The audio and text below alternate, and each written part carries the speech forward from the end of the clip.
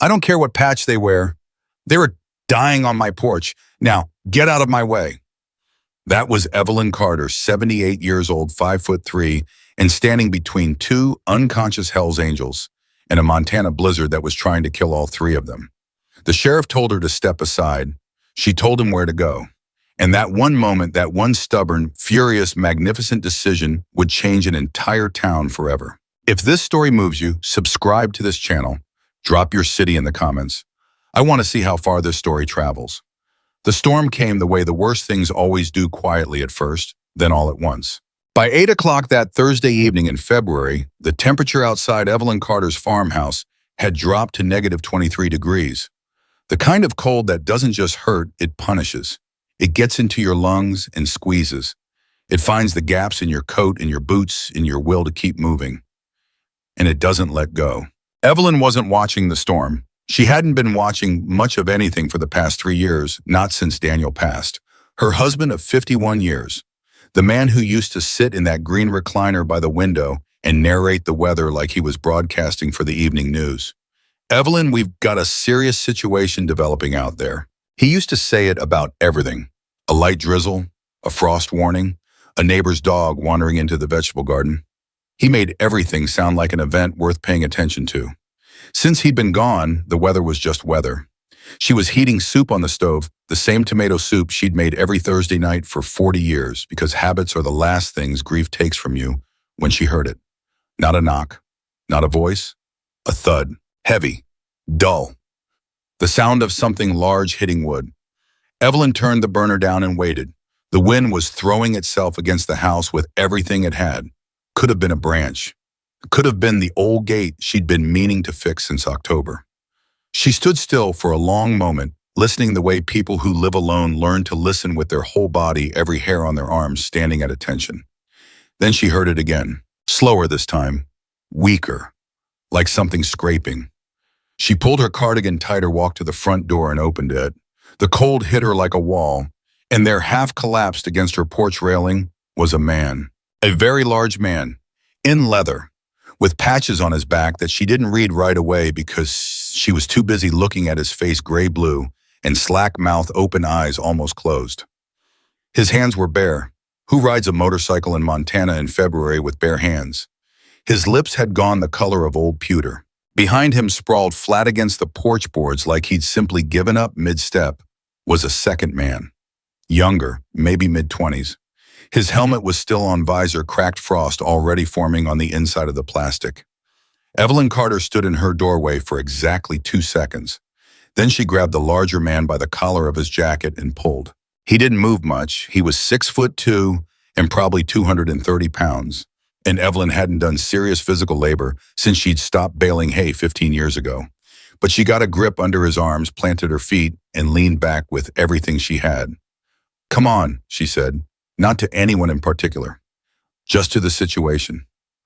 "Come on." He moved 6 inches, then another 6. She changed her grip, dug her slippers into the doorframe, and hauled again. By the time she got his upper half across the threshold, she was breathing hard and sweating despite the cold air pouring through the open door. She left him half inside and went back for the younger one, who was lighter, maybe 180, and more manageable, though his dead weight still nearly buckled her knees twice. She got them both inside. She got the door shut. She stood there for a moment, her back against the door, her heart hammering so hard she could feel it in her throat, looking at 2 unconscious Hells Angels on her living room floor. "Well," Evelyn said aloud to the empty house, "Daniel would have had something to say about this." She moved fast after that, faster than she had in years. She turned the heat up to 78. She grabbed every blanket from the hall closet, the heavy quilts, the wool throws, the emergency sleeping bag she'd kept since her son was a Boy Scout.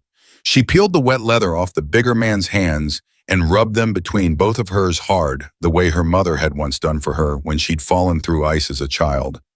She pulled the younger man's helmet off and pressed her fingers against his throat until she found a pulse weak, irregular.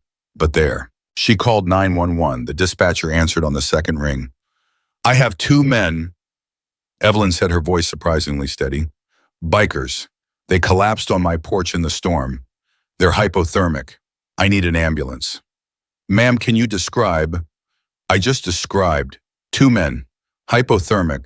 My address is 4814 Route 9 North. How long? Given the road conditions, ma'am, we're looking at possibly 45 minutes to. That's not acceptable. Ma'am, we have multiple incidents tonight. These men will be dead in 45 minutes. I'm a farmer's wife. I know what hypothermia looks like. Send someone now. She paused. Please. She hung up and went back to work. The bigger man, she didn't know his name yet, didn't know he went by Hawk, didn't know he'd been riding for 22 years without a single hospital visit, groaned. His eyelids flickered. Evelyn knelt beside him on the floor, which was not easy on her knees, and put her hand flat against his cheek. You're inside, she told him. You're warm. You're not going to die tonight. She said it the way she used to talk to injured animals on the farm. Firm, certain, not a comfort, a command. His eyes opened partway. He stared at her ceiling, where his voice was barely sound, more like breath shaped into consonants. My house, 4814 Route 9. The ambulance is coming. She adjusted the blanket around his shoulders. Don't try to sit up. You've been out in that cold long enough to do real damage. Just stay still. He turned his head slowly and looked at her. Really looked at her, this small, gray-haired woman in a cardigan and slippers, kneeling on the floor beside him like it was the most natural thing in the world. Who are you? He rasped. Evelyn Carter. This is my farm. A pause. His brow furrowed the effort of processing information when your brain has been chilled nearly to shutdown. Why'd you? He stopped. Tried again. You shouldn't have brought us in. Is that so? He coughed, a wet, rattling sound. You know who we are. The patches. I saw you were dying, Evelyn said simply. That's all I needed to see. He didn't say anything else for a while. She went to check on the younger man whose color was improving, still bad, but not the blue-gray of a few minutes ago. She tucked another blanket around him and checked his pulse again. Stronger. When she came back, Hawk was watching her. The kid, he said. Pulse is steadying. He's young. He'll bounce back faster than you. Something crossed his face. Relief, maybe. Or something bigger than that, the look of a man who has been responsible for someone, has failed them somehow, and is being told they might still be all right. He's a recruit, Hawk said. First winter run. I told the chapter it was too cold, but the vote went the other way, and He stopped, swallowed. I should have pushed harder. You can have that argument with yourself later, Evelyn said. Right now you need to stay still and let the warmth come back into your core. Do you understand? He looked at her like she was something he didn't have a category for. Yes, ma'am, he said quietly. The ambulance arrived 31 minutes later, not 45. Evelyn suspected her tone on the phone had something to do with that. The two paramedics, young men, both of them who couldn't have been more than 25, came through the door and stopped dead when they saw the leather and the patches. Ma'am, are these men? They're patients, Evelyn said firmly. Start working. They worked. Efficiently, professionally, the way good paramedics do when someone reminds them what their job actually is. Core temperatures, EVA lines, warming protocols.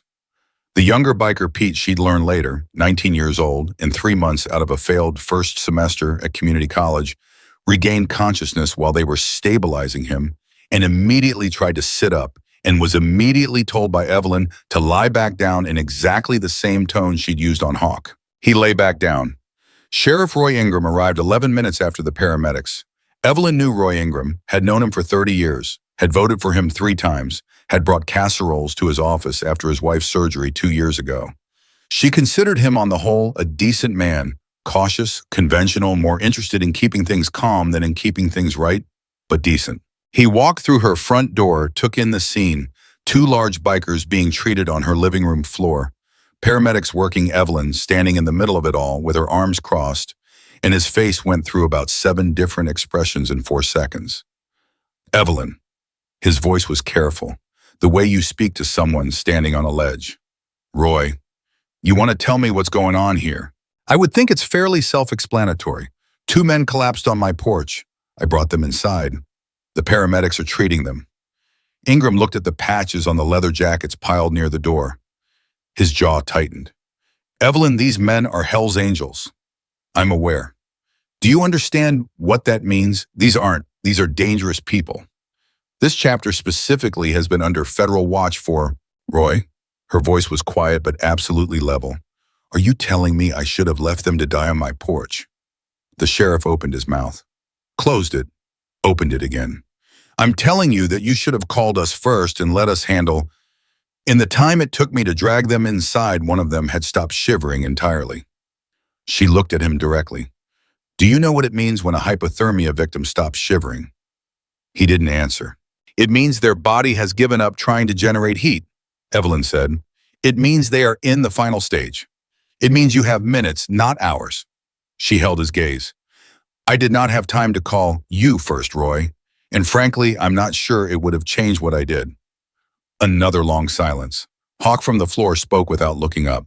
Sheriff, she saved our lives. Whatever you need to say about that, say it, but she saved our lives.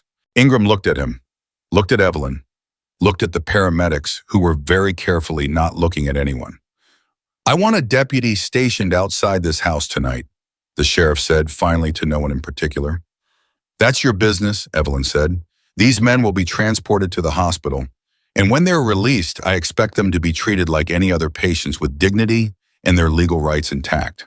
Evelyn, I mean it, Roy. And something in her voice, some old buried authority made him stop. I mean every word of it. The paramedics moved Hawk and Pete to stretchers and out into the storm. Evelyn stood in her doorway and watched them go. The cold came back into the house. The quiet came back. And for a moment, she was just an old woman alone in a farmhouse. The soup still sitting on the stove. The green recliner still empty by the window. But something had shifted. She couldn't have said what exactly. Couldn't have named it yet. It was the feeling of a door opening, not the front door which she closed firmly against the wind, but something internal. Some room in herself that she'd locked after Daniel died and hadn't gone back to. She went and turned the soup back on. She sat down at the kitchen table, and for the first time in 3 years, she didn't feel like the only person in the world. The next morning, her phone started ringing at 7:15. The first call was from her neighbor Patty Greer, who had apparently heard about the previous night from her son, who had heard from a deputy who had heard from the paramedics. Evelyn, is it true you took in Hell's Angels? I took in 2 men who were dying of exposure. But they're Evelyn, those people are criminals. Patty, have you ever met a Hell's Angel? Of course not. Then you're telling me what you've heard, not what you know. Evelyn's voice was patient, firm. I appreciate your concern. I'm perfectly fine. The second call was from her pastor, Reverend Hollis, who wanted to pray with her over the phone for her safety and discernment. The third call was from a man who didn't identify himself and told her she'd made a serious mistake and that she needed to be careful. She hung up on that one. By 9 o'clock, there was a truck parked at the end of her driveway that she didn't recognize. Dark blue, Montana plates. 2 men inside who weren't doing anything, just sitting, watching. She put on her boots, walked down the drive, and knocked on the window. The man in the passenger seat rolled it down. Young, clean cut. He had a look she recognized from television, the carefully neutral expression of a federal agent trying to seem casual. Morning, he said. Morning. You're parked on the public road, so I can't ask you to move. But I want you to know that I see you and I know why you're there. And if you want to talk to me, my door is open. You don't need to sit out here pretending. The man blinked. Ma'am. Coffee's on, Evelyn said. If you want some. She turned and walked back to the house. 20 minutes later, the 2 men were sitting at her kitchen table. FBI special agents, it turned out. The one who'd spoken was named Reynolds. The one with him was Kowalski, who hadn't said anything yet, but was looking at her kitchen with the expression of someone who grew up with a grandmother who cooked. Mrs. Carter, Reynolds began, we're not here to intimidate you. Good, because I'm not easily intimidated. We want to explain the situation regarding the men you assisted last night. Assisted, that's a careful word. She set mugs of coffee in front of them. They were dying. I stopped them from dying. I'd call it something more than assistance. Reynolds cleared his throat. The individuals you brought into your home are members of a Hell's Angels charter that has been under federal surveillance for how long? He paused. About 18 months. And in that time, what have you charged them with? A beat. The investigation is ongoing. So nothing yet. Mrs. Carter. I'm not being difficult, Agent Reynolds. She sat down across from them with her own coffee. I'm being precise. You have been watching these men for a year and a half, and you have no charges. That means that as of last night, when two of them nearly froze to death on my property, they were under the law private citizens in medical distress. She looked at him evenly. Is that incorrect?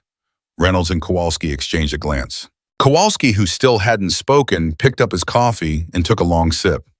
No, Reynolds said finally. That's not incorrect. Then we understand each other. Evelyn folded her hands on the table. Now, is there anything specific you'd like to ask me, or are you here to advise me not to do what I've already done? Reynolds sat back slightly, looked at her with something that was almost respect, the kind that comes against a person's will. We'd like to ask you to contact us if anyone from the club approaches you after this.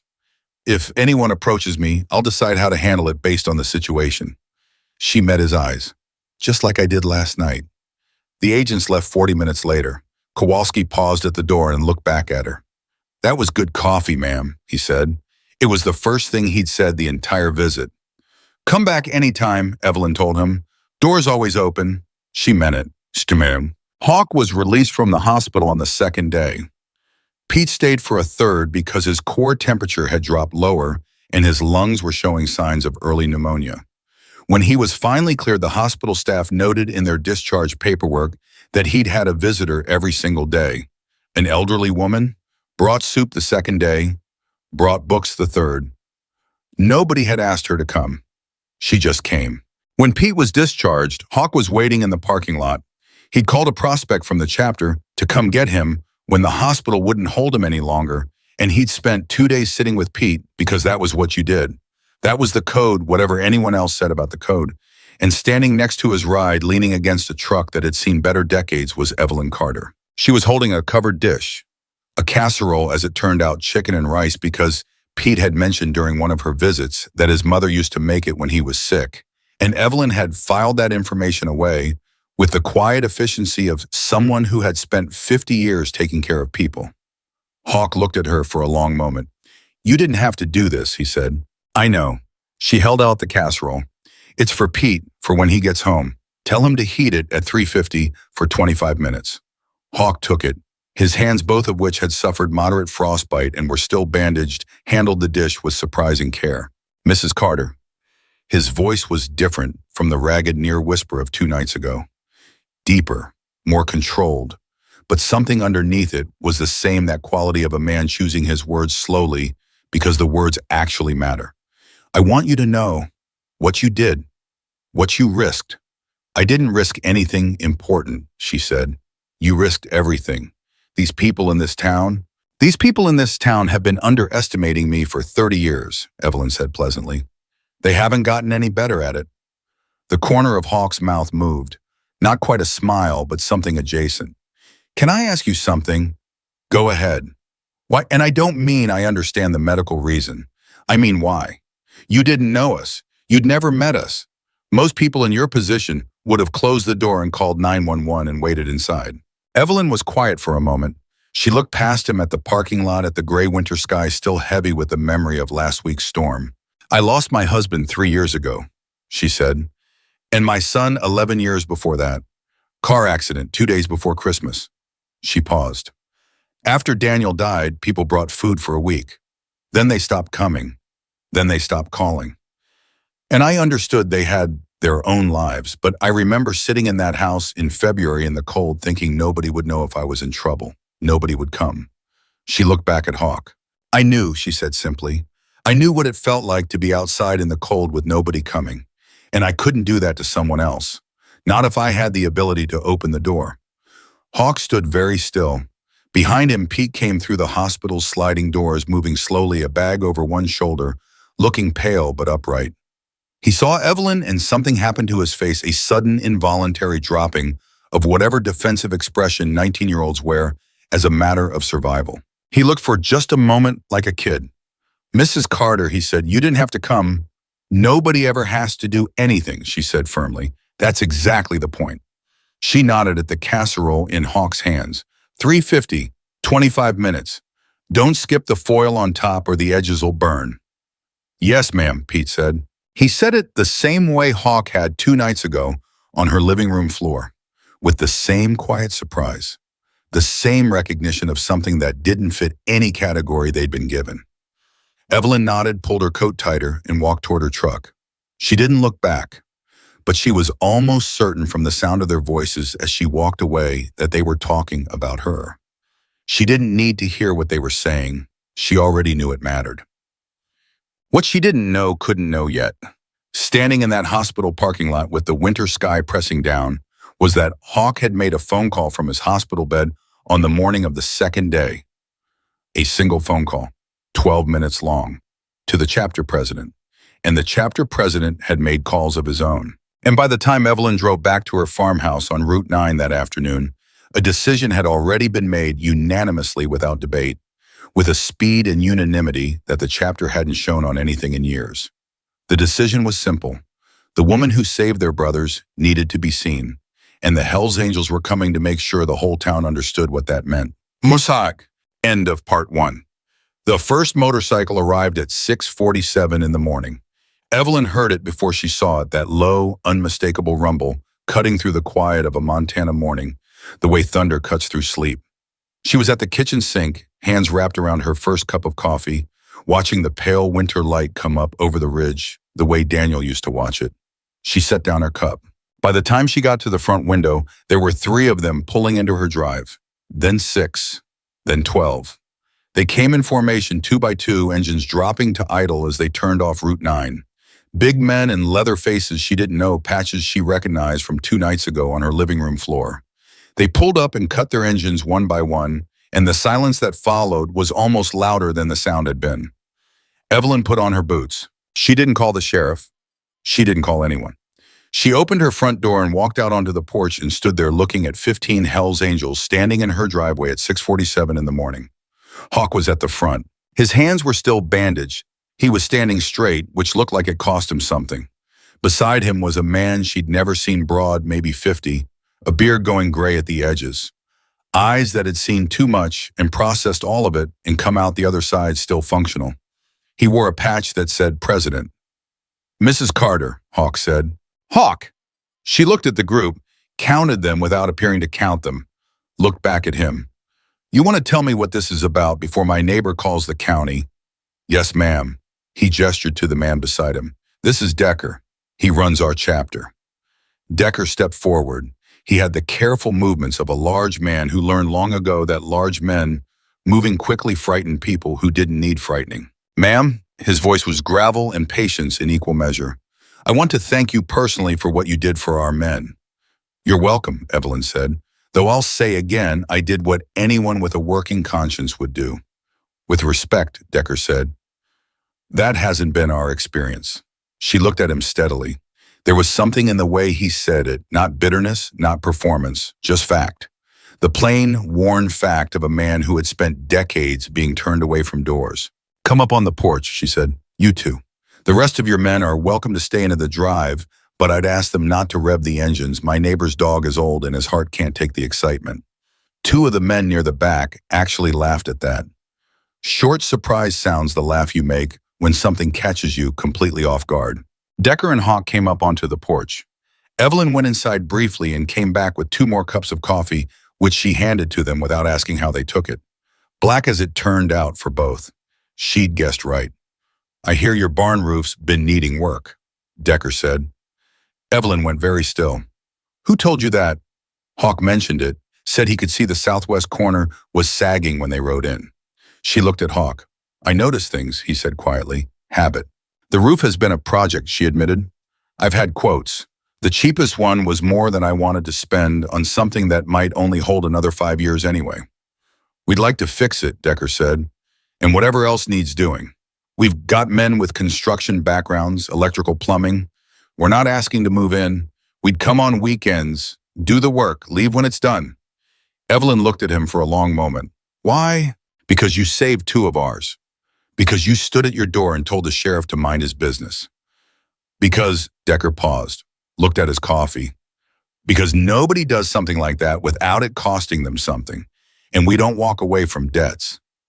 "This isn't a debt situation," Evelyn said carefully.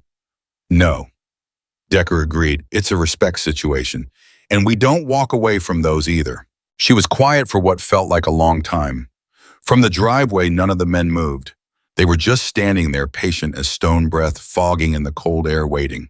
The southwest corner and the north wall both need reinforcement, she said finally. If your men know what they're doing, I won't turn down the help. She looked at Decker directly. But I want to be clear about something. I didn't help those men because I wanted anything in return. And I'm not accepting your help because I owe you anything. I'm accepting it because my barn roof needs fixing, and I'm 78 years old, and I'm practical about what I can't do alone. Decker nodded slowly. That's a fair way to put it. Good. She picked up her coffee. Now, how many of your men drink coffee? The answer, it turned out, was all of them. She made 4 pots. They worked through the morning.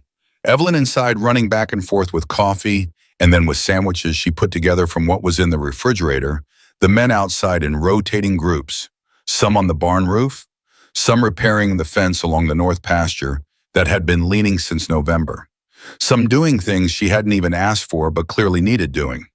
She came out at one point to find 3 of them replacing the rotted boards on her back steps, which she had been stepping around so long she'd stopped seeing them. I didn't ask for those, she said. The man doing the work, young, maybe 30 tattoos running up both forearms, looked up. No, ma'am, but you'll ask for the hospital bill when you fall through them at 2 in the morning, so we figured we'd handle it now. Evelyn stared at him. That's very logical, she said. I have my moments, he said, and then went back to work. She stood there for a second longer than was necessary. Then she went back inside. She did not let them see that her eyes had gone bright. She had not cried in front of another person since Daniel's funeral. She was not about to start now. But standing in her kitchen, pressing her hands flat against the counter, she allowed herself 10 seconds of something she couldn't quite name. Something between grief and its opposite. Something that felt alarmingly like belonging. Then she made another pot of coffee and brought it outside. That was Tuesday. By Thursday, the whole town knew. Patty Greer called at 8 in the morning, which meant she'd been sitting on it since at least 7:30. Evelyn, I'm hearing things that concern me. Good morning, Patty.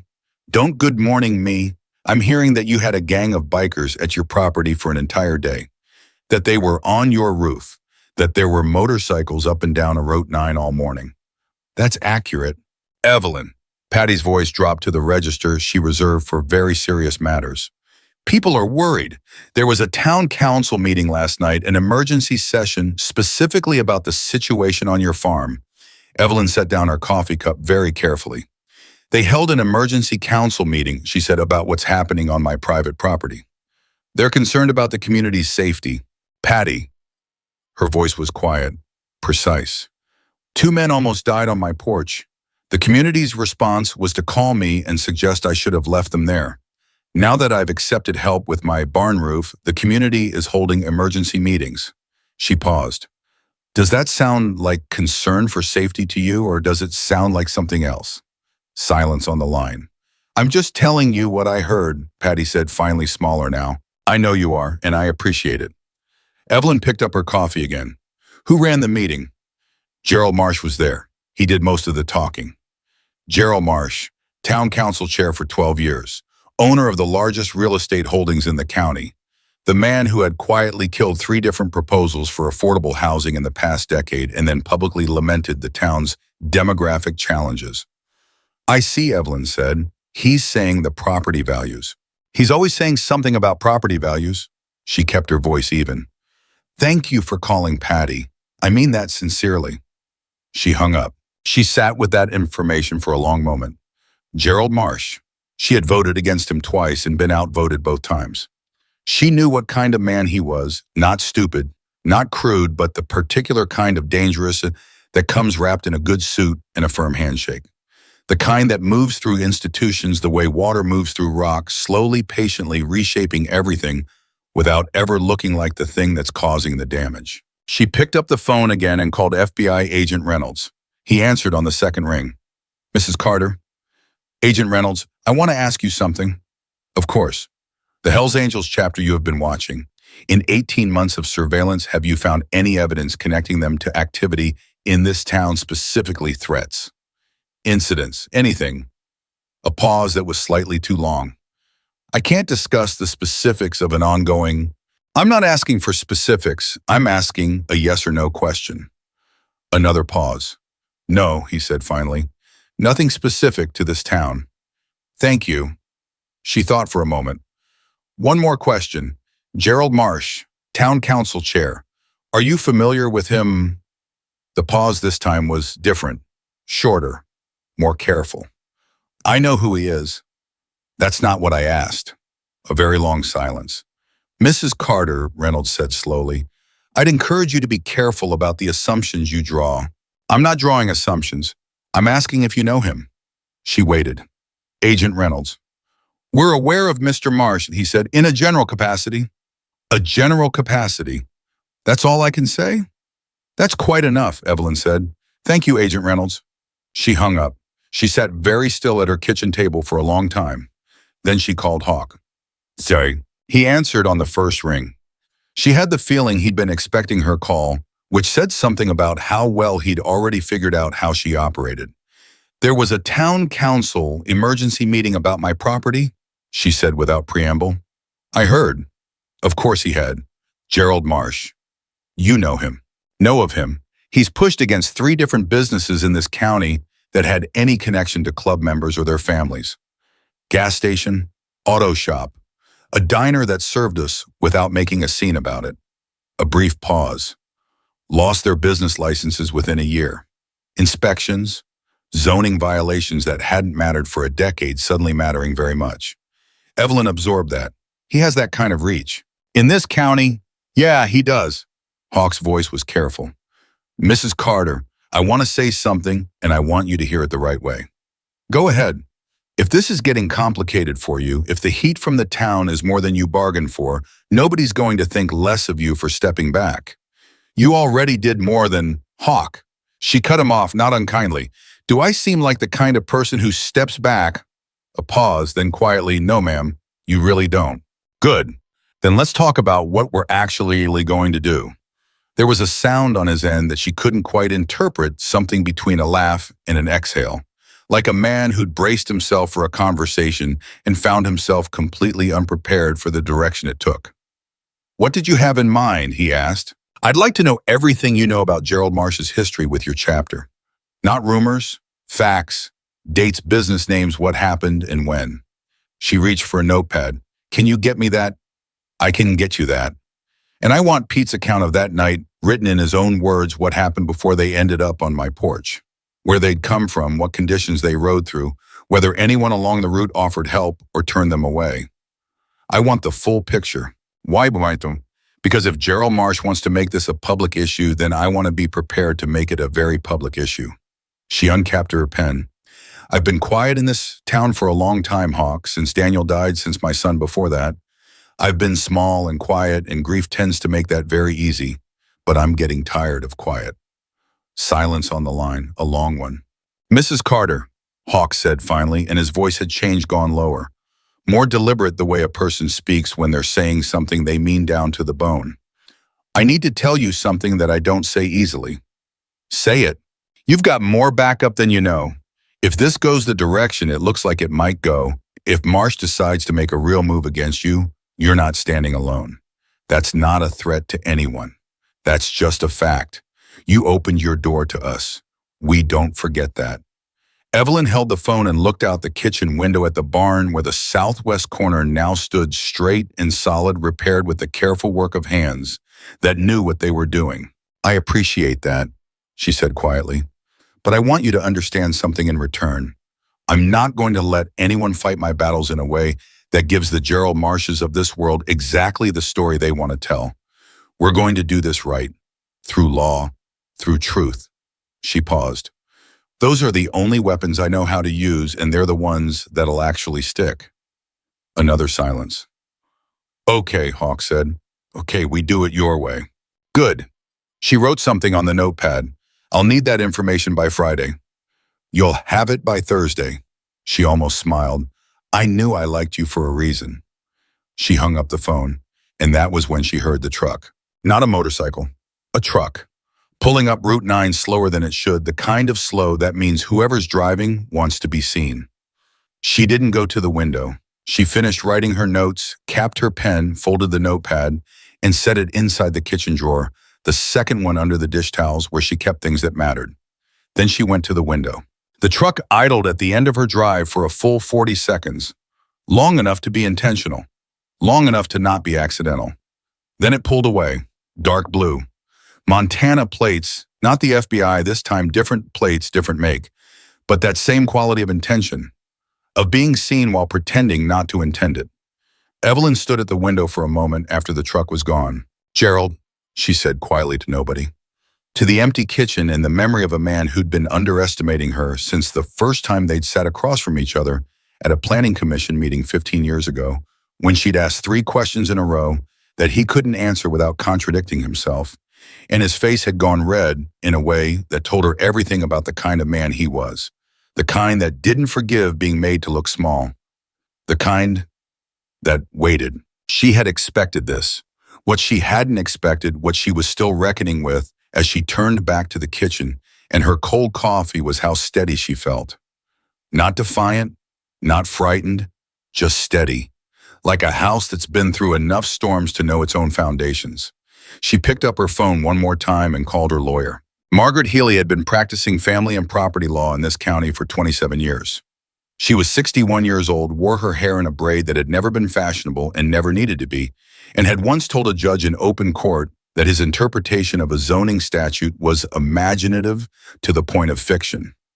She was, in Evelyn's considered opinion, the most competent woman in the county and possibly the most underrated person in the state of Montana. "Evelyn," she said when she picked up, "I was wondering when you'd call." "You heard?" "Everyone's heard. Gerald Marsh held a council meeting about your barn roof." Margaret's tone was dry as old timber. "He's losing his touch for subtlety. I think he's stopped bothering with it." Evelyn sat back down at the table. "I want to know what exposure I have, and what exposure he has if it turns out this escalates in the way I think it might. Tell me everything. Start from the beginning." Evelyn started from the beginning. She talked for 35 minutes. She didn't rush. She didn't editorialize. She laid out every fact in the order it had occurred, every phone call, every name, every truck at the end of her drive, everything Hawk had told her about Marsh's history with the chapter. Margaret didn't interrupt. When Evelyn finished, there was a pause. "The pattern with the businesses," Margaret said slowly. "If that's documentable dates, licensing records, what was cited, who filed the complaints, that's not just harassment. That's a pattern of targeted regulatory abuse. That's actionable. Can we prove it?" "Proof is the work." Another pause. "Evelyn, I want to ask you something. Are you ready for this to get worse before it gets better? Because if Marsh feels cornered, he will push. Hard. He won't come at you directly. That's not his style. He'll come at what matters to you." Evelyn looked at the drawer where she'd put the notepad, at the window where the barn was visible, the repaired roof line straight against the sky. "Everything that mattered to me," she said quietly, "I already lost. Daniel, my son, the years in between." She looked at the phone in her hand. "What's left is what I choose to make matter, and I choose this." A pause. "All right," Margaret said, "then let's go to work." Outside Route 9 was empty, but Evelyn Carter was already moving. Margaret delivered the documents on Friday morning. A manila folder 3 inches thick, business license records, zoning complaint, filings, inspection reports, dates and names going back 9 years. She set it on Evelyn's kitchen table without ceremony and sat down across from her with a yellow legal pad and a pen that had seen better days. 3 businesses, Margaret said. "The gas station on County Road 7, that one's the cleanest. The complaints were filed within 6 days of the owner being photographed at a chapter event.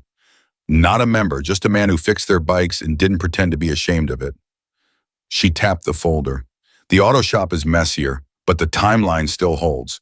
And the diner is the one that's going to matter most because the woman who owned it kept records. Everything. Every inspection, notice, every follow-up, every phone call she logged with dates and times. She kept it all in a shoebox under her counter because she knew something was wrong but couldn't prove it." "Where is she now?" Evelyn asked. "Billings. She relocated after she lost the lease." Margaret looked up. "She'll talk. I already called her." Evelyn sat back. "You called her before you talked to me." "I called her the same morning you called me." Margaret's expression was perfectly even. "I had a feeling about the direction of this conversation." Evelyn looked at her for a moment.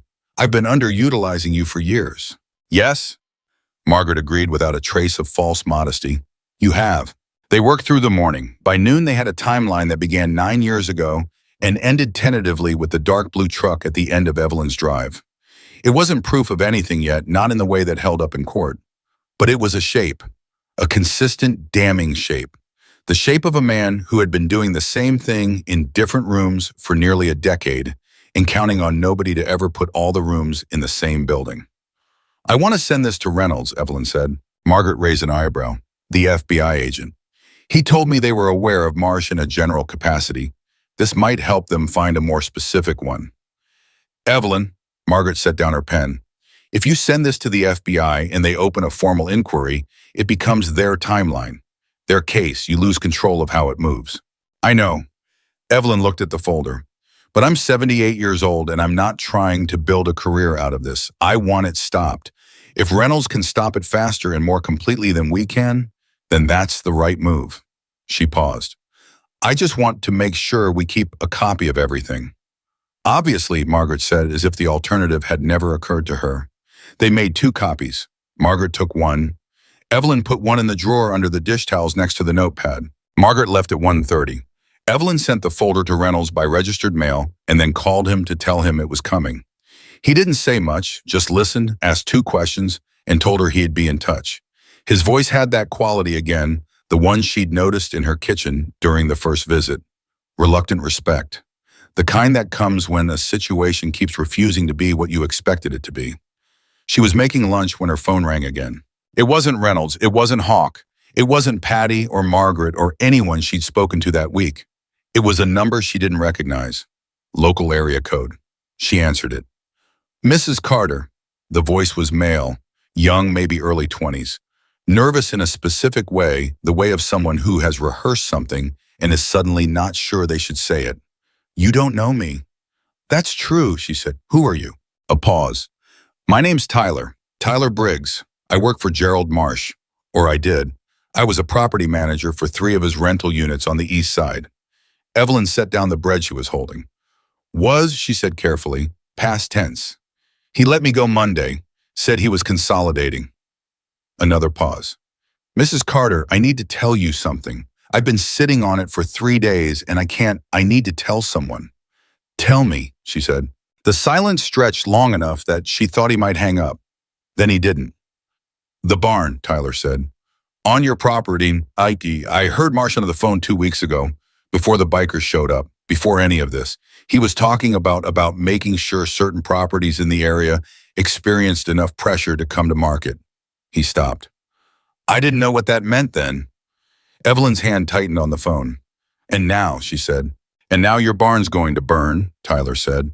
I heard him again, 3 days ago, on the phone with someone I don't know. He said it was already arranged, that it would look like an accident, or like the bikers did it. The kitchen was very quiet. Outside, nothing moved. Evelyn breathed. Once, twice. The way you breathe when your body is reacting to something your mind is still processing when fear is coming up through the floor, and you have to decide in real time whether to let it have you or not. She decided not. Tyler, she said. Her voice was steady. Where are you right now? Parking lot, gas station on 12. Stay there. Don't go home. Don't call anyone else. She was already moving, pulling her coat off the hook by the door. I'm going to give you a phone number. You're going to call it right now before you call me back, before you do anything else. She recited Reynolds' number from memory. Tell him exactly what you told me, word for word.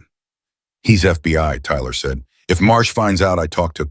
Marsh already let you go, Evelyn said. He's already decided you're expendable. The only thing protecting you right now is making sure that what you know is somewhere he can't reach it. She paused. You called me because you knew it was the right thing to do. You were right. Now finish doing it. A long silence. Okay, Tyler said, small, young, scared. Okay. Call Reynolds, then call me back. She hung up and immediately called Hawk. He picked up on the first ring. She told him in 40 seconds flat what Tyler had said. The silence on his end was different from his usual silences. Tighter, more charged. How sure are you the kid's telling the truth, he asked. Sure enough to act on it, not sure enough to stake everything on it alone. She was pulling on her coat one-handed. I need you to get someone watching that barn tonight. Not on my property, I can't give Marsh anything to point at. But close. I need eyes. Done. No hesitation, not even a pause. What else? Nothing that can't be done through legal channels. Hawk, she stopped herself, made herself say it clearly. Whatever you're thinking right now, I need you to not do it. Another silence. This one she could almost hear him working through. Mrs. Carter, he said slowly, if someone burns your barn, if someone burns my barn, we have arson. We have criminal charges. We have exactly the evidence we've been building toward. Her voice didn't waver. If your men respond the way I think you're thinking of responding, we have a different story. And the different story is the one Marsh wants.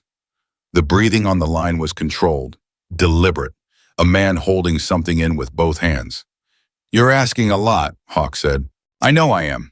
And she meant it. I know exactly what I'm asking, and I'm asking it anyway. Another long pause. Then, eyes on the barn, nothing else. Thank you. She hung up and called Margaret. Margaret said 7 words. I'm calling the arson investigator, I know. Then she hung up. Tyler called back 11 minutes later. He'd talked to Reynolds. Reynolds had asked him to come in. Tyler was scared, but going. His voice had steadied, slightly, not much, but enough. The way a person steadies when they've finally stopped carrying something alone. You did the right thing, Evelyn told him. I hope so, he said. You did. She meant it. Now go. The barn burned at 2:17 in the morning. Evelyn woke to the smell first. That particular combination of burning wood and cold air that doesn't happen naturally, that carries something underneath the smoke, something chemical, something deliberate. She was out of bed and at the window before she was fully awake. The southwest corner, the corner Hawk's men had rebuilt with their own hands less than 2 weeks ago, was fully involved. Orange and white against the black of the Montana night, reaching up into the sky with that awful, greedy energy that fire has when it's been given a reason to run. She called 911. Then she called Hawk. Then she put on her coat and her boots over her pajamas, and she walked outside and she stood in her yard, and she watched the barn burn. She didn't run toward it. She didn't try to do anything that couldn't be done. She stood completely still, and she watched, and she didn't look away. The fire department arrived in 14 minutes. 2 trucks from the county station. They worked fast and well, and by 3 in the morning the fire was contained, the barn's bones still standing but blackened and compromised the southwest corner, the corner that had just been repaired with such care completely gone. Captain Dave Olson found Evelyn still standing in the yard. He was a big man with an honest face and 20 years of looking at things that had burned and knowing why. Mrs. Carter. He stood beside her, both of them looking at what was left. I'm going to be straight with you. Initial assessment, the point of origin is not consistent with an electrical fault or a heating malfunction. The pattern suggests accelerant, Evelyn said. He looked at her. I know, she said. I knew before it started. She looked at him. I have a witness. I've already been in contact with the FBI, and I have an arson investigator who will be on site first thing in the morning. She paused. What I need from you right now is for your report to document exactly what you've seen tonight, without interpretation, without assumption. Just the facts of what the fire looked like and where it started. Olson stared at her for a long moment. A 78-year-old woman in pajamas and a coat standing in front of her burning barn at 3 in the morning, calm as water, telling him what she needed from his report. Yes, ma'am, he said. That's exactly what I'll write. The Hells Angels arrived at 3:22. Not a formation this time. Not planned. They came the way people come when something has happened to someone they care about fast, from different directions converging. Hawk was first, then Decker, then 8, then 15. They pulled up on Route 9 and came to the edge of her property line and stopped there. Not crossing. Standing.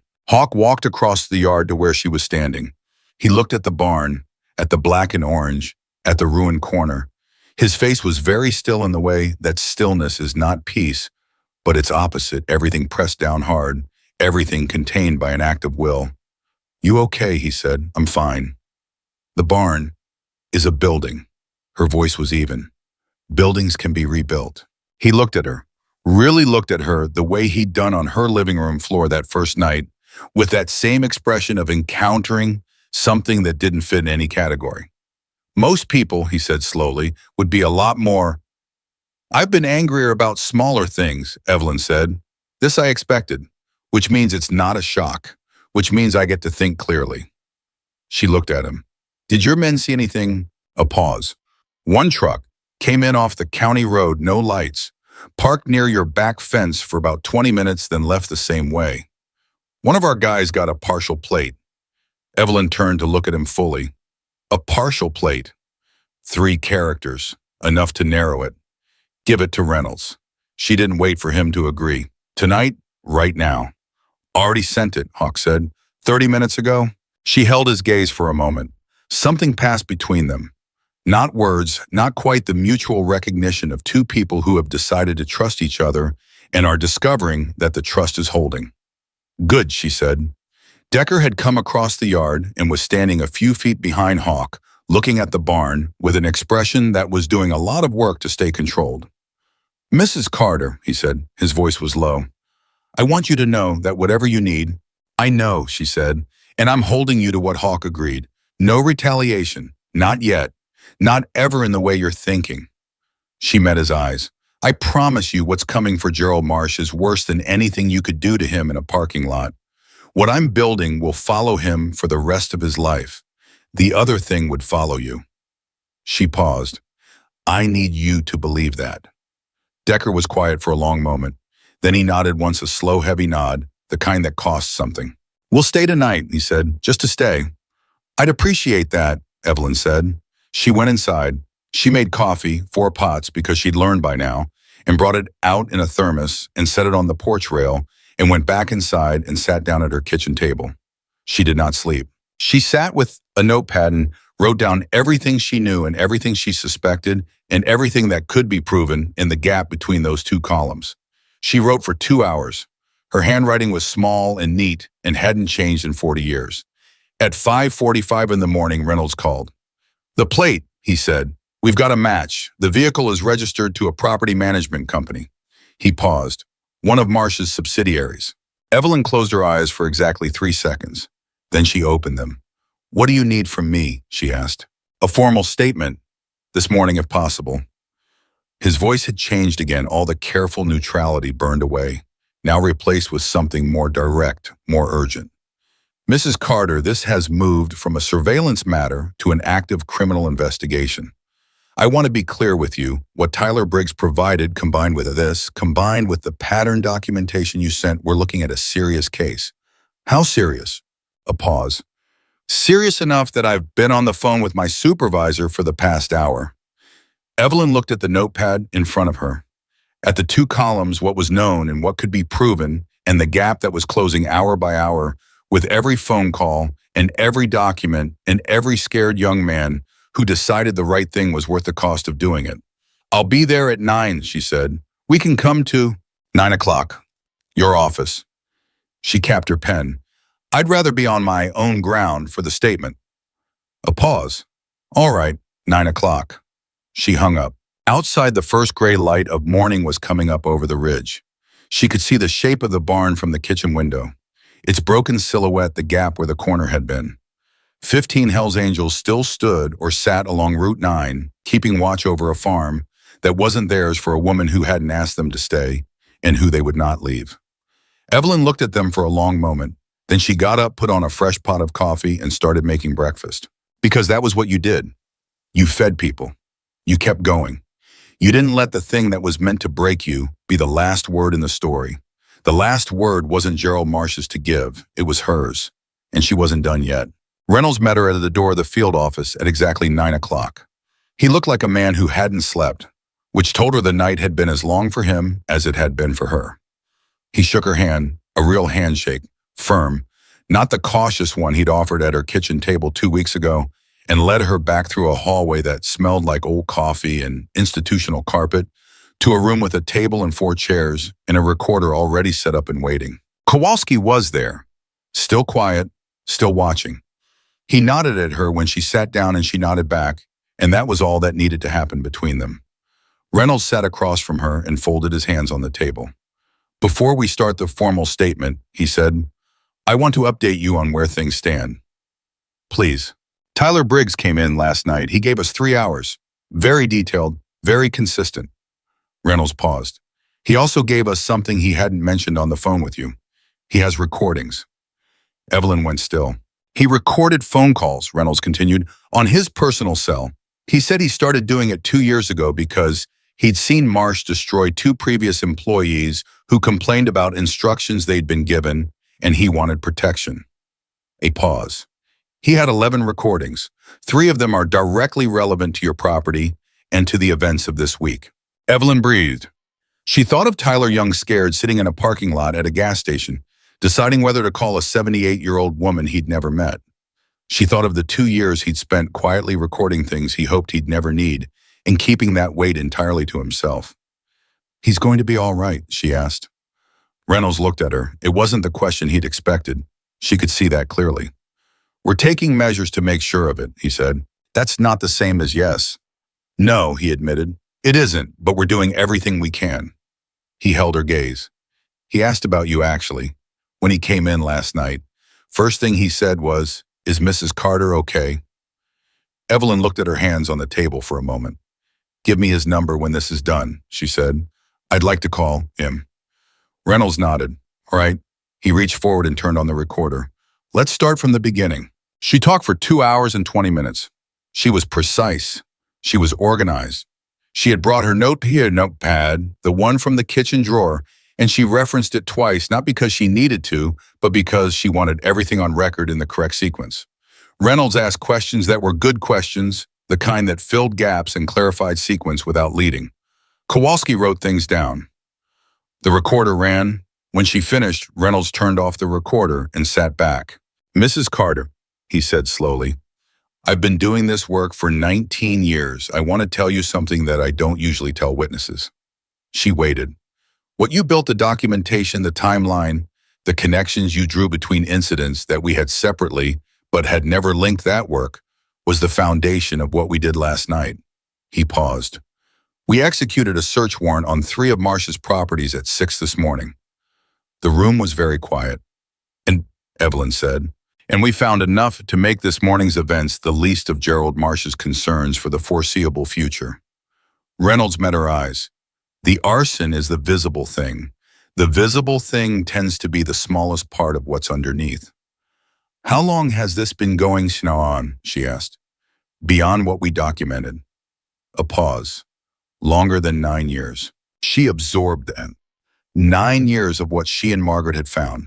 And more underneath, older and deeper, the way rot in a building always goes further than the surface shows. What happens now, she said. Now we move through the legal process. Marsh's attorney will have him in our office by this afternoon, or we'll go get him ourselves.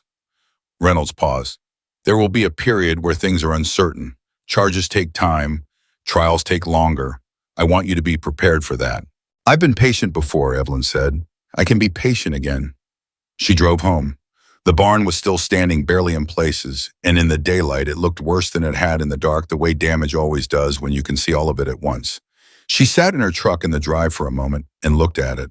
The southwest corner, the corner Hawk's men had rebuilt, gone again. She thought about something her husband used to say. Daniel, who could fix anything on a farm with wire and ingenuity and stubbornness, who had once told her that the thing about old buildings was that they remembered every repair, that every piece of new wood knew where it was and why it was there. She thought she understood that differently now. She went inside and called Hawk. Reynolds executed search warrants this morning, she said. Marsh will likely be in custody by this afternoon. The silence on Hawk's end was long and complicated. She let it be. It worked, he said finally. Not triumphant, something quieter than that, the tone of a man who had expected at some deep level that it wouldn't. It worked, she said. Your way of doing it would have gotten 3 of your men arrested and given Marsh exactly the narrative he needed. This way he has no narrative. He just has evidence. Another silence. I owe you an apology, Hawk said. For what? For that moment when you told me to hold back when I wasn't sure you were right. I thought you were being not naive, but maybe too optimistic, she offered. Yeah, He paused. Yeah, I thought you were too optimistic about how much the law would actually do. I've been wrong about that before, she said honestly. Many times, but I was right this time. She paused. And even if I hadn't been, even if Marsh had walked free your way, would have hurt your men. I wasn't willing to let that happen. A long pause. Why do you care what happens to us? He asked. And it wasn't rhetorical. It was a real question asked by a man who genuinely didn't have a clean answer to it. We're not most of the world doesn't. Why? Evelyn was quiet for a moment. My son's name was James, she said. He was 24 when he died. Car accident, like I told you. What I didn't tell you was why he was driving that night. She stopped, started again. He'd had a hard few years, made choices his father and I didn't understand. Ran with people the town didn't approve of. We spent a lot of years being embarrassed about that instead of just loving him. She paused. He was driving that night to come home for Christmas. He was trying to come back, and he never made it. Her voice was completely steady. I swore after that I would never again look at a person and see a category before I saw a human being. I've kept that promise imperfectly, but I've kept it. The silence on Hawk's end was very deep. I'm sorry about your son, he said. Thank you. She closed her eyes briefly. His name was James. He would have liked you, I think. He always respected people who were honest about who they were. Neither of them spoke for a moment. What do you need? Hawk said finally. Right now, today. What do you need? Nothing dramatic. I need the barn assessed to see what can be salvaged. I need to call my insurance company, which I've been putting off because those conversations exhaust me. And I need someone to tell Decker that his men can stand down. They don't need to keep watch on Route 9. The threat is contained. I'll tell him. A pause. Mrs. Carter, the barn. Let us do it again. Hawk. Not as a debt, not as respect, as just let us fix it. Let us fix it because we were here when it was built the first time and we want to finish what we started. His voice was quiet but completely certain. Please. She looked out the kitchen window at the broken silhouette. $3.50 on the casserole, she said, 25 minutes of foil on top. He laughed. It was the first time she'd heard him laugh fully. Not just that adjacent to a smile thing, and it was a good laugh, low and real and surprised at itself. Yes, ma'am, he said. Oh, no. Gerald Marsh was taken into federal custody at 2:44 that afternoon. Evelyn heard it from Reynolds, who called her directly, which she noted and appreciated.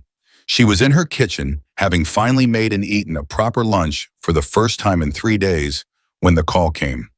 It's done, Reynolds said. For now, the process is just beginning, but he's in custody and the charges are being formalized. What charges? Arson, conspiracy to commit arson, witness intimidation that one goes back to the businesses we discussed, and several others that relate to the broader investigation that I can't detail yet. A pause.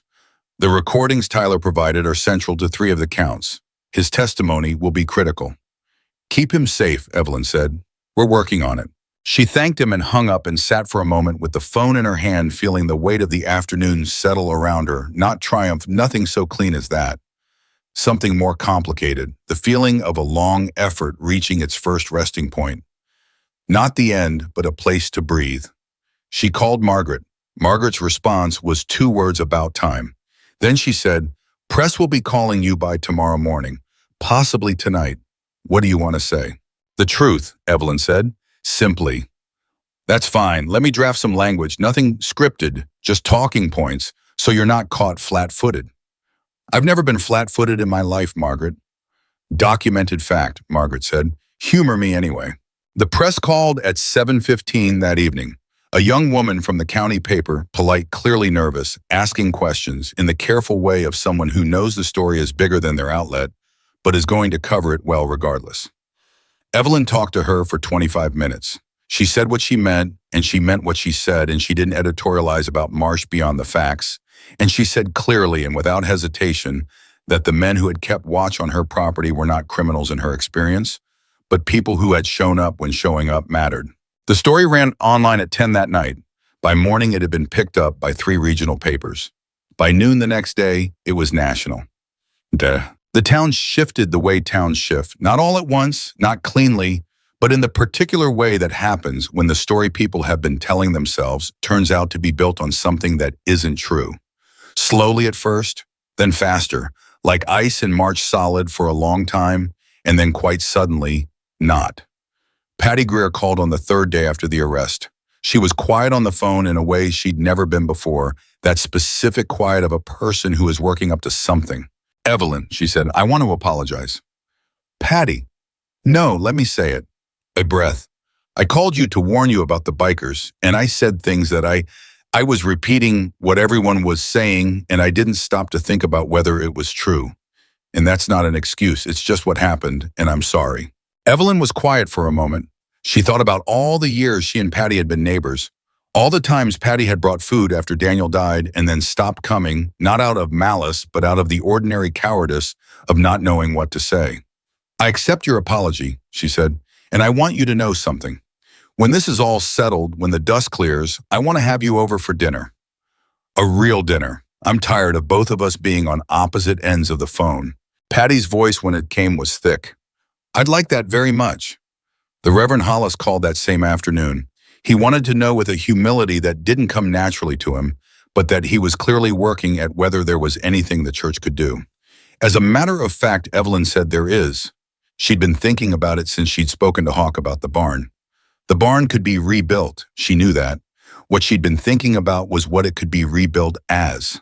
"I want to talk to you about a community center," she said. "On my property, open to everyone. And I mean everyone. I want that explicitly clear in whatever we build.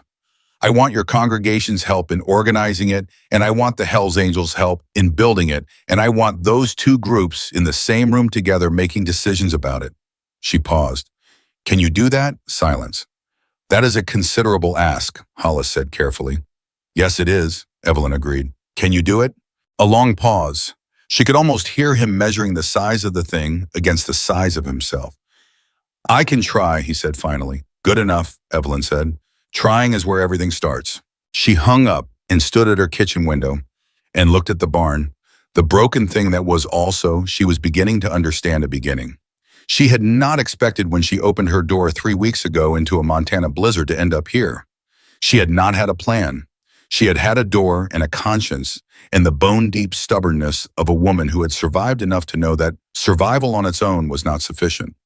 Living required more than surviving. It required choosing. She had chosen. 3 weeks ago, she had chosen to drag 2 unconscious men across a threshold, and that one choice had pulled a thread that unraveled a corrupt man's decade of quiet destruction, brought 15 bikers to her barn, roof burned the barn down, built something from the ashes that she didn't have a word for yet, but that felt unmistakably like the opposite of grief. Her phone rang again. She looked at the screen. "Pete," she answered it. "Mrs. Carter." His voice was different from that first night in the hospital, steadier, fuller, the voice of someone who has been through something and found out they could handle it. "I heard about the barn. I'm sorry. I know we fixed that corner, and now we'll fix it again," she said simply. A pause. "I want to help with the new building, whatever you're planning. I want to be part of it." She thought about what Hawk had told her, that Pete was a recruit young 3 months out of a failed first semester at college, still figuring out what shape his life was going to take. "Can you use a hammer?" she asked. "Yes, ma'am. My grandfather was a carpenter." "Then you have a job," she said. "Starting when the ground's workable. I'll call you." "Yes, ma'am." A pause, then quietly, "Mrs. Carter, can I ask you something?" "Go ahead." "Were you scared, any of it? The Sheriff Marsh, when the barn burned?" "Were you scared?" She thought about that honestly. The way she'd stood in the yard watching the fire. The way her hand had tightened on the phone when Tyler said the barn is going to burn. The 2 seconds she'd stood in the doorway, looking at Hawk and Pete before she made her decision. "Every minute of it," she said. "Fear isn't the problem. The problem is when fear makes the decision instead of you." She paused. "You make the decision. Fear just comes along for the ride." Pete was quiet for a moment. "Okay," he said softly. "Okay." "Get some sleep," she told him. "We've got work to do." She hung up. Outside, the February light was fading early the way it always did, pulling the color out of the world and leaving everything in shades of gray and blue. She turned on the kitchen light and stood in its warmth and thought about Daniel in his green recliner, narrating the weather. About James, 24 years old, driving home through the dark. About doors, about the particular courage of opening them. Tomorrow, the lawyers would be filing motions. The press would be calling again. Hollis would be navigating his congregation and probably not quite managing to hide how difficult he found it. Margaret would be preparing documents. Reynolds would be building his case.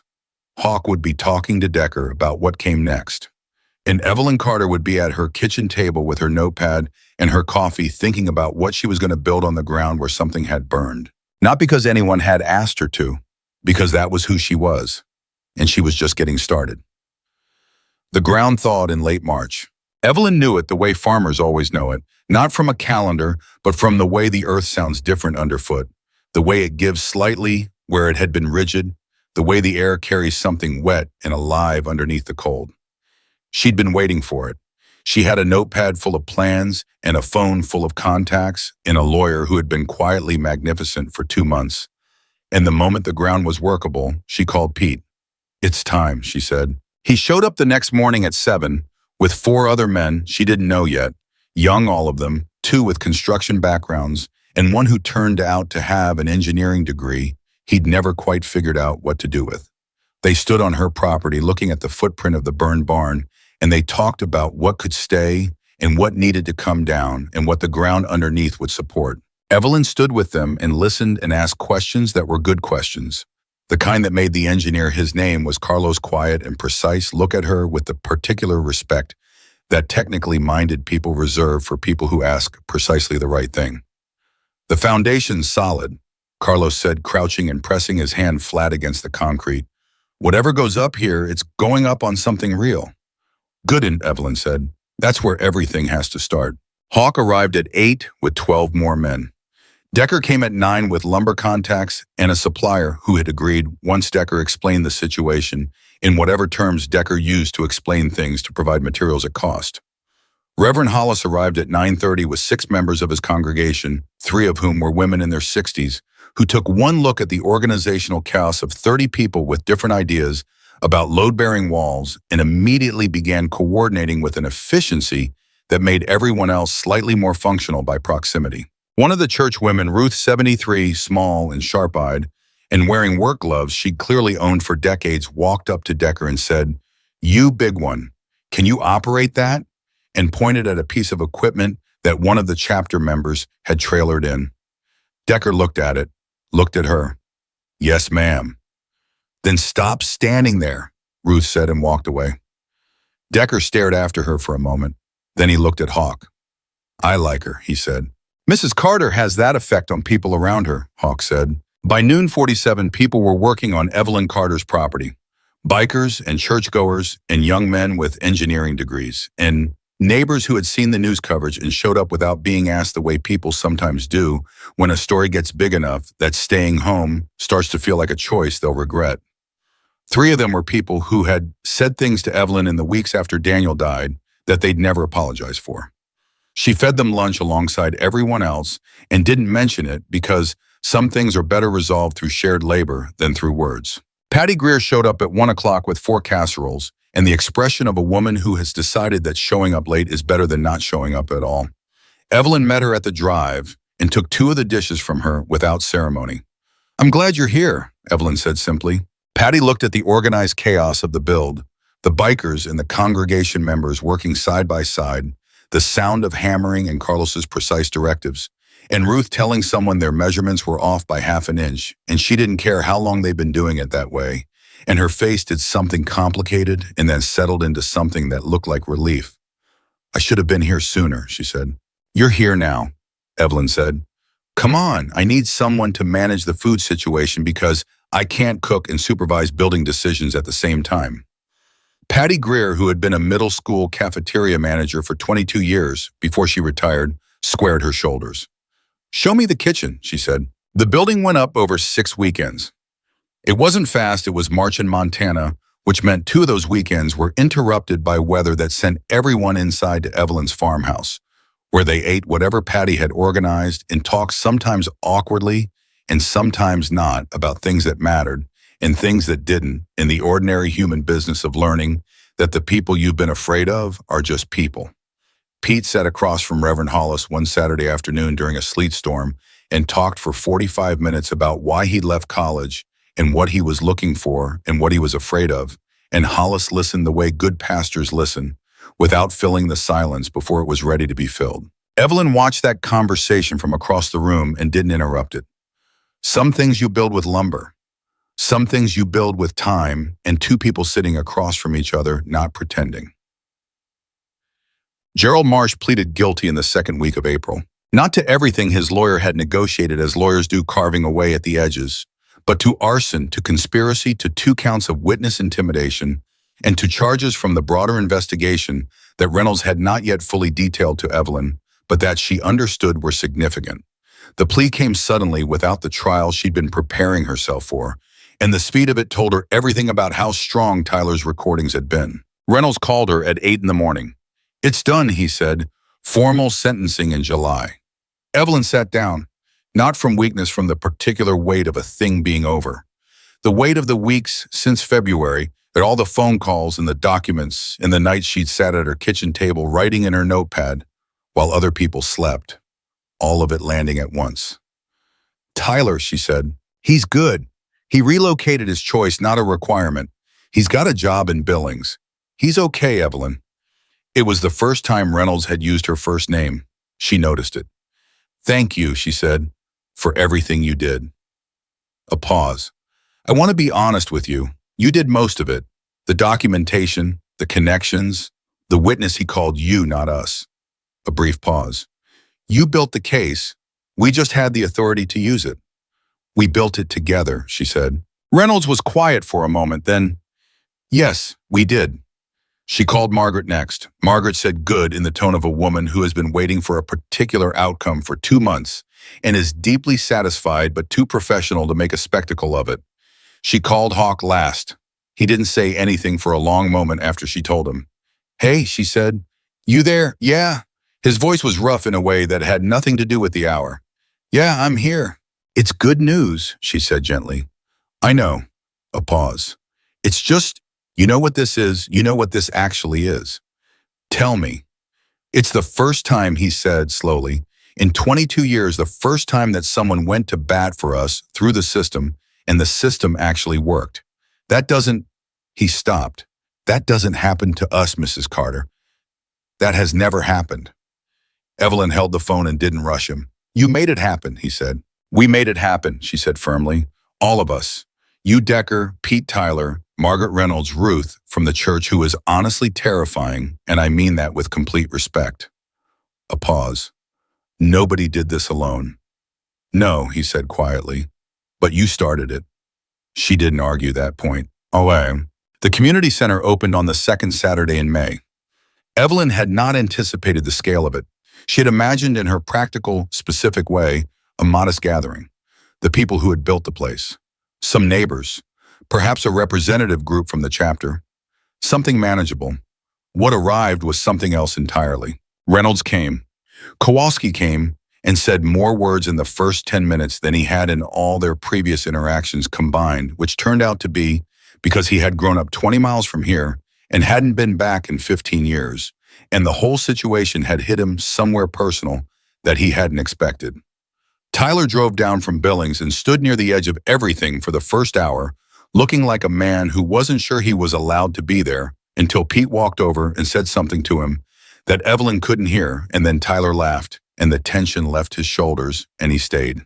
The Hells Angels came in formation. Not 15 this time, not 30, 312 members from chapters across 4 states.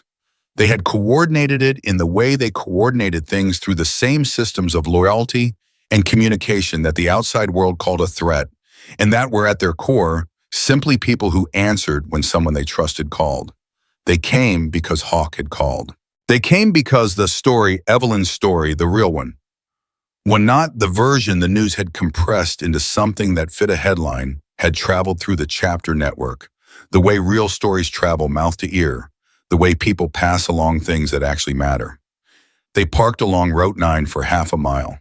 The sound of 300 motorcycles cutting their engines in sequence was something Evelyn felt in her chest before she heard it, a rolling silence that moved like a wave. She stood on the porch of the new building, not her farmhouse porch this time, but the wide front step of what they'd built together, the thing that had grown from the footprint of what had burned and watched them come. Decker came first, as was right, then Hawk beside him, then Pete, who had worked every one of the 6 build weekends and whose hands had new calluses, and who stood straighter than he had in that hospital parking lot 3 months ago.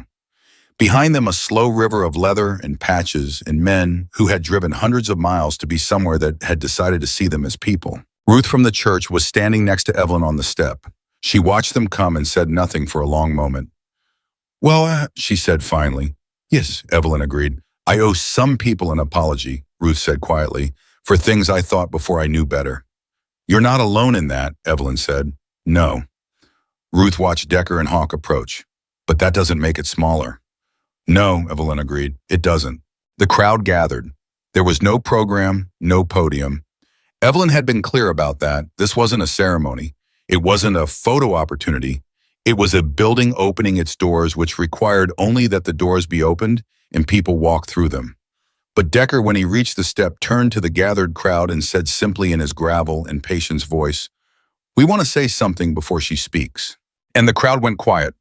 All of it bikers and church members and neighbors, and the woman from the county paper who had broken the original story and who was standing to the left with a notebook. She wasn't writing in yet, just watching. 3 months ago, Decker said, 2 of our brothers were dying on a porch in a Montana blizzard, and a woman opened her door. He paused. That's the whole story. Everything else is what happens when you open a door. He looked at Evelyn. We wanted to say that out loud, in front of everyone. Hawk didn't speak. He just looked at her, and in his look was everything he'd said on the phone in his hospital bed, in her kitchen in the parking lot, everything that had accumulated between 2 people who had started as strangers on a floor and become something that didn't have a clean name, but that was real and solid as the foundation Carlos had called good. Evelyn stepped forward. She had not prepared remarks. She had thought about it and then decided against it because the things that mattered to her, she had never needed to prepare. She looked out at the 300 faces and the church members and Patty Greer, who was holding a casserole dish and crying quietly and not seeming to mind, and Reynolds, who was standing with his arms crossed and his eyes bright, and Tyler in the back, who had driven 2 hours to be here for a reason he probably couldn't have fully articulated, and Pete, who was 20 years old and figuring out what shape his life was going to take. She thought about Daniel in his green recliner, about James, 24, driving home through the dark toward a Christmas he never reached. She thought about a door, about the 2 seconds she'd stood in it. I want to say something simple, she said. Her voice carried without effort. It was a voice that had been managing livestock and hired hands in town council meetings and grief for 78 years, and it knew how to be heard. I know there are people here today who don't entirely understand what they're standing next to. People who are still working through what they think about their neighbors. That's all right. Working through things takes time. All I ask is that you keep working. She paused. My husband used to say that family is who shows up, not who shares your name, not who lives on your street, who shows up. She looked at the crowd. Every person here today showed up. Some of you showed up when it was easy. Some of you when it was hard. Some of you when it cost you something. She looked at Tyler specifically for just a moment, and he looked back and nodded one small nod. What we built here, she gestured to the building behind her, is just wood and concrete. What it stands for is what you all chose. You chose it with your hands and your time and your willingness to stand next to someone you didn't know yet. She stopped, and then she said the thing she'd been saying to herself since February, since the night she opened the door, since the barn burned and the charges were filed and the ground thawed and the building went up. The thing that was true and that she needed said out loud in front of witnesses in the May light of a Montana morning. With 300 kneeling bikers, they had begun to kneel. She saw it starting at the edges of the crowd and moving inward, like the silence had moved when the engines cut one by one. These large and leather-clad men lowering themselves not in submission, but in something older and more serious than submission, in the gesture that people make when they want the world to see that they recognize something worth recognizing. She watched them kneel, and she did not look away, and she did not pretend that it wasn't what it was, which was 300 people saying in the only language that sometimes crosses every border, "We see you." Family is not blood, Evelyn Carter said. Family is who shows up when everything burns. The crowd was completely silent. Pete was kneeling, Decker was kneeling, Hawk was kneeling, his bandaged hands resting on his knees, looking up at her with an expression she didn't have a word for and didn't need one. Ruth from the church was not kneeling. Her knees, she had mentioned several times, were not up to it, but she had pressed her hand flat against her chest in the way of someone saluting something they believe in. Reynolds was not kneeling either. He was standing very straight, which for him Evelyn suspected was the same gesture. Evelyn looked at all of them, at this improbable, impossible, entirely real gathering of people who had started as strangers and adversaries in categories and were now something she had no prior word for, but that felt like the truest thing in her life since Daniel. She thought about grief, about the 3 years she'd been alone in that farmhouse making tomato soup on Thursdays watching the green recliner, about how grief had made her small and quiet and how she had let it because when you're in it, you can't always see the door. She had opened the door, and everything on the other side of it had been worth every frozen, frightening, extraordinary moment it had cost her. She was not a forgotten widow from Montana anymore. She was not a woman waiting for her story to end. She was Evelyn Carter, 78 years old, standing in the Maylight, in front of the thing she had built from the ashes of the thing that had burned, surrounded by the family she had made from the raw material of a blizzard, and a decision and the unshakable belief that every door exists to be open. And she had only just begun.